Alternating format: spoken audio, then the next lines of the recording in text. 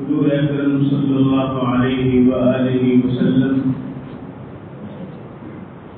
رمضان مبارک میں جن چیزوں کے کرنے کی تاکید فرمائی ہے اور جن اعمال کو خود آپ نے کیا ہے، ان میں دو ایسے اعمال ہیں جن کی خصوصیت سے حضور صلی اللہ علیہ وسلم نے رمضان مبارک کے اندر بڑا اہتمام فرمایا ہے۔ ظاہر ہے اس عمل کے مداومت اور اہتمام حضور صلی اللہ علیہ وآلہ وسلم کی جانب سے ثابت ہو تو عمل ہمارے لیے سنت نہیں بلکہ وجوب کا درجہ رکھتی ہے۔ یعنی حضور صلی اللہ علیہ وسلم کے عمل کا انجام دیے جانے کا حکم اللہ رب العزت نے جب دیا ہے تو لہذا ہماری زندگی میں اس کی حیثیت وہی ہے جو وحی الہی اللہ کے رسول صلی اللہ علیہ وسلم پر حکم آیا اور آپ نے وہ حکم دیا ہے۔ وما آتاکم الرسول فخذوه وما نهاکم عنہ فانتهوا۔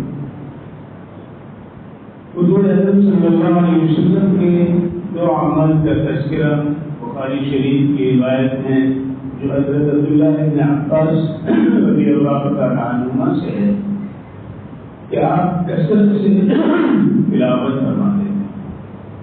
یہ رمضان کا مہینہ قرآن پاک کے خاص نزول ساری کتابوں کا جو اللہ کی طرف سے کتابیں نازل ہوئی انسان کی ہدایت کے لیے، رہنمائی کے لیے، وہ ساری کتابیں اسی مہینے میں نازل ہوئی۔ لہذا خاص ربط ہے کلام الہی سے اور کتاب الہی سے اس مہینے کا۔ حضور کا عمل کیا تھا؟ حضور اس پورے مہینے پابندی سے سنتے لیتے سناتے ہیں۔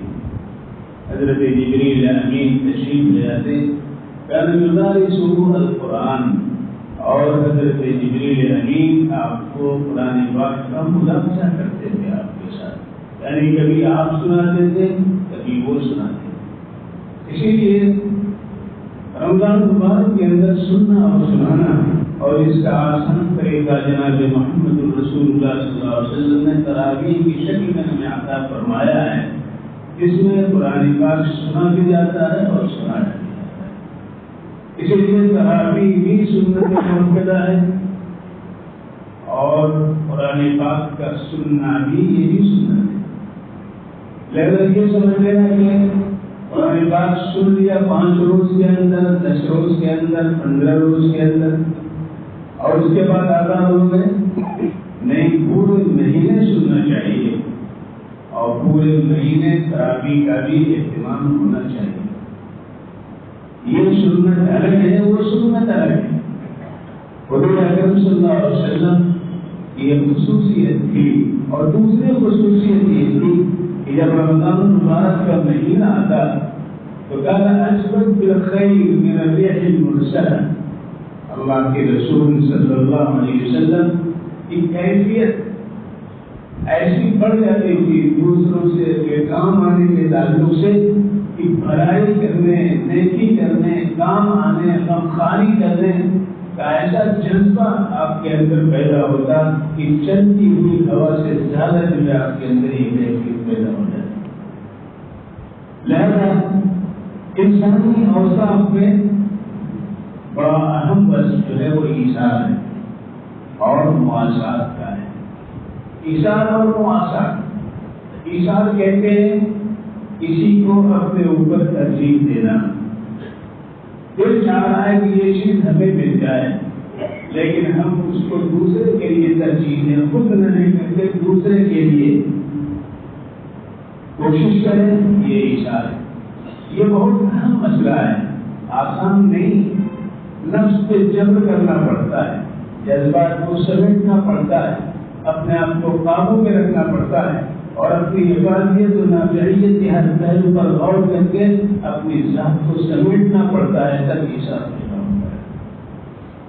اور مواسات یہ ہے کہ غمخواری ہو، غمگساری ہو، ہمدردی ہو، کسی کے دکھ درد میں کام آنا ہو، کسی کی تکلیف کو دیکھ کر کے اس تکلیف کے ازالے کی کوشش کرنا ہو، کسی کے فقر و فاقہ کو دیکھ کر کے اس کی حاجت روائی کے لیے آگے بڑھنا ہو، یہ غمخواری ہے، جسے مواسات کہا جاتا ہے۔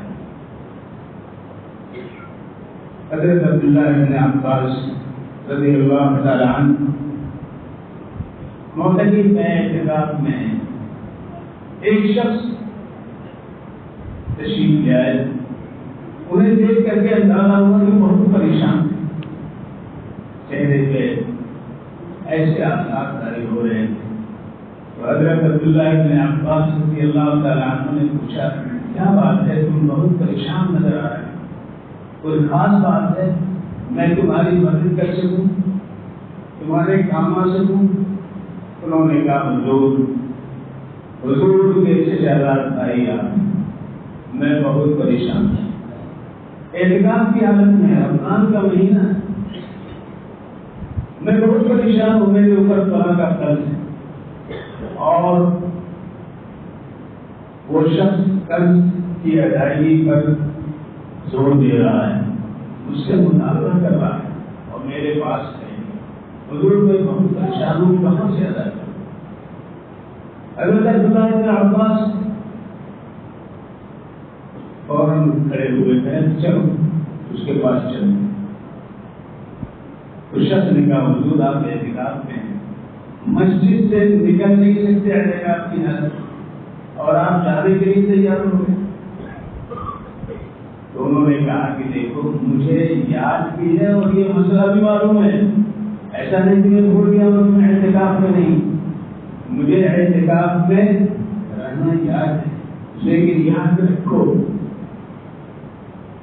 اعتکاف کی حالت میں یہ ایک عبادت ہے جو اللہ کی رضا کے لیے ہے، لیکن ایسے اعتکاف سارے ہوں، لیکن کسی حاجت مند کی حاجت روائی کرنا اس اعتکاف سے بہتر ہے۔ یہ کون کہتا ہے؟ جناب محمد رسول اللہ صلی اللہ علیہ وسلم کے چہتے شہزاد بھائی حضرت عبداللہ بن عباس فرماتے ہیں حضور اکرم صلی اللہ علیہ وسلم نے ایک مرتبہ اعلان فرمایا چلنے کے لیے، اعلان اور لوگوں کا جو کچھ ہے دیا اور اللہ کے راستے میں دو۔ یہ چندہ کرنا اور چندہ دینا بھی سنت ہے بھائی، یہ دین قائم ہے، یہ مدارس قائم ہے چندوں کی بنیاد، اور چندوں میں چندے ہی لوگ آتے ہیں، سب نہیں آتے۔ چندوں کا تعلق چندوں سے ہے، چند لوگ آتے ہیں وہ بڑے مبارک لوگ ہیں جو اس میں شریک ہوتے ہیں، لیکن ہونا یہ چاہیے جو حضرات صحابہ کرام کا جذبہ ان کے پیش نظر پر لوگ لے آئے، جس کے پاس جو چیز کی پیش کی اللہ کے رسول کی خدمت میں آئے۔ ایک شخص آئے چند کھجورے لیے ہوئے، لوگوں نے دیکھا کہ یہ چند کھجورے پیش کر رہے ہیں، دیکھنے کے انداز سے محسوس ہوا کہ گویا انہیں یہ احساس ہو رہا ہے یہ کیسی لے کر کے آئے۔ اللہ کے رسول صلی اللہ علیہ وسلم نے وہ کھجوریں لی اور جو چیزیں جمع کی گئی تھے ان تمام پر آپ نے پھیلا دی۔ ان سے پوچھا یہ کھجوریں تم کیسے لے آئے؟ انہوں نے کہا حضور رات بھر میں نے مزدوری کی ہے، اس مزدوری کے سلے میں ہمیں اتنی کھجوریں ملی تھی جس کو میں نے آپ کی دعوت پر اللہ کے راستے میں پیش کیا۔ یہ تھا جذبہ صحابہ کرام کا، دین ایسی نہیں پھیلا ہے، دین گھر بیٹھے نہیں ہم کو ملا ہے، ہمارے اسلاف میں، ہمارے بڑوں نے، ہمارے صحابہ کرام نے دین کے لیے انہوں نے اتنے واقع کیے ہیں، اتنی انہوں نے تکلیفیں برداشت کی ہیں۔ اسی لیے اللہ تبارک و تعالیٰ نے حضرات انصار کے تعلق سے خاص طور سے اس وقت کا تذکرہ فرمایا جہاں چار اوصاف ان کے بیان کیے، والذین تبوؤوا الدار والایمان من قبلہم یحبون من ہاجر الیہم ولا یجدون فی صدورہم حاجۃ مما اوتوا، اور اس کے بعد یہ فرمایا کہ اس کے ساتھ ساتھ یوسرون علی انفسہم ولو کان بہم خصاصہ، اپنے آپ پر دوسروں کو ترجیح دیتے ہیں. فاقہ مست ہے، طریقہ بیان ہے، غریب پوش، لیکن وقت آتا ہے تو دوسرے کو ترجیح دے دیتے ہیں، دوسروں کو کھلاتے ہیں. اور آپ نے یہ مشہور واقعہ سنا ہوگا کہ مہمان آئے حضور صلی اللہ علیہ وسلم کے پاس. آپ نے فرمایا اس مہمان کی میزبانی کون کرے گا؟ ایک صحابی ان کے حضور ہم گھر لے کر کے گئے. اہلیہ سے پوچھا، انہوں نے کہا کہ بس ایک آدمی کے کھانے کا کھانا موجود ہے. فرمایا کوئی حرج نہیں. دسترخوان بچھاؤ، کھانا لگا، اور جب مہمان بیٹھ جائے ہم بھی بیٹھ جائیں گے، اس وقت چراغ بند کر دینا. ہم اس طرح سے منہ چلاتے رہیں گے، محسوس ہو مہمان کو کہ ہم کھا رہے ہیں، اور مہمان کھا لے گا، ہم بھوکے رہیں گے.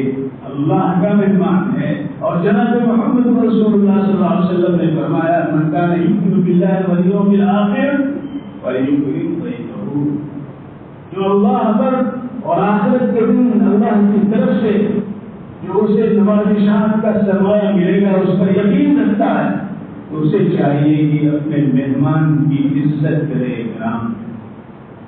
لہذا مہمان نے خوب کھا لیا، گھر کے سارے لوگ بس صبح جب اللہ کے رسول صلی اللہ علیہ وسلم کی خدمت عالیہ میں حاضر ہوئے تو حضور نے پوچھا کیا کیا تم نے اپنے مہمان کے ساتھ؟ اللہ تم سے راضی.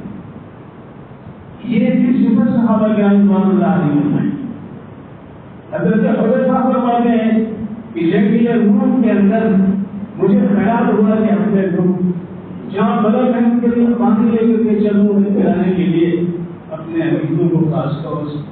میں جب پہنچا اپنے ایک حدیث کو دیکھا کہ وہ جہاں بدل میں پانی دینا چاہا تو بانو سے کی آواز آئی، انہوں نے کہا اس کو پلا. وہاں جب انہوں نے دوسرے بیان کے ساتھ ایسے لوگ جو جامعی کے عالم میں تھے، شہادت کے مرتبے پر فائز ہونے جا رہے تھے، ہر ایک نے دوسرے کو ترجیح دی. اور آخر 7ویں وقت تک جب پہنچے تو ان کا بھی انتقال ہو چکا تھا، اور باقی تمام لوگ وصال کے ذریعے. یہ تھا عیسیٰ جس کی بنیاد پر یہ زندگی بنتی چلی گئی، معاشرہ بنتا چلا گیا، افراد بنتے چلے گئے، اور دین بنتا چلا گیا، مذہب بنتا چلا گیا، اور باقی اس کی طہارت پوری دنیا کے اندر دین کے ساتھ بڑھتی چلی گئی، اور سیاحت اور تاریخی دور ہوتی چلی گئی. لہذا یہ رمضان مبارک کا مہینہ جہاں نفلی عبادتوں کا، جہاں تلاوت قرآن پاک کا ہے، یاد رکھیے اس سے کہیں بڑھ کر کے یہ بھی ہے کہ ہم غریبوں کو، محتاجوں کو، مسکینوں کو، بیواؤں کو، فقیروں کو، یتیموں کو، مسافروں کو نہ فراموش کریں. ان کے ساتھ بھی وہ معاملہ کریں جس سے اللہ خوش ہو اور ہمارے لیے آخرت میں اللہ کی طرف سے نوازشات کے فیصلے ہوں.